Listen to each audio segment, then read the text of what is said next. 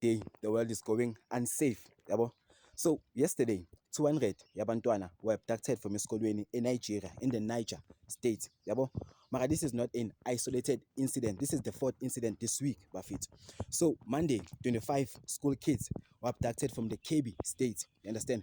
Tuesday 64 yabantu were abducted from the Zamfara state, including abazali and abantwana, obviously.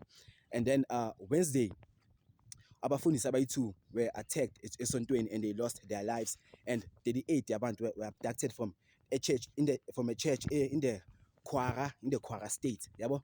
So wonke lama incident lanka have been happening throughout this 1 week, yabo. Can conclude nje ngale chain of events ukuthi Nigeria is an issue, yabo.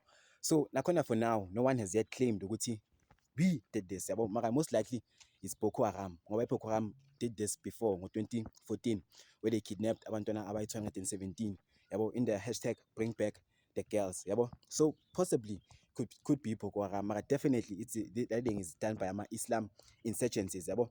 Going to what Trump said, they are attacking Christians, yabo, which could be false. There's a level of truth to that thing, you understand. Why should you care? Like when ungenaphi ukuthi eNigeria bakidnap abantwana more than 200 izolo, bakidnap abantwana abayi-25 manje, like what is it to you, yabo? Firstly, like mozokidnapa mfethu abantu, kidnapping is wrong. Worse when it's done esikolweni within school premises, yabo. Like that ngiyenza ibe worse, yabo. But if you don't care like about ukuthi kidnapping is wrong, no kidnap abantu in the school premises is worse.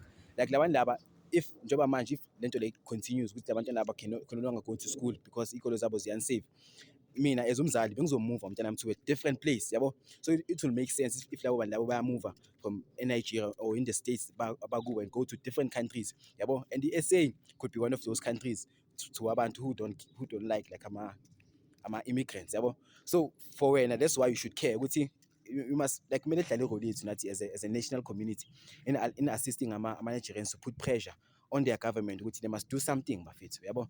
Ngoba that thing ayikho grand and it's becoming normalized, yabo. It's becoming very, very normalized.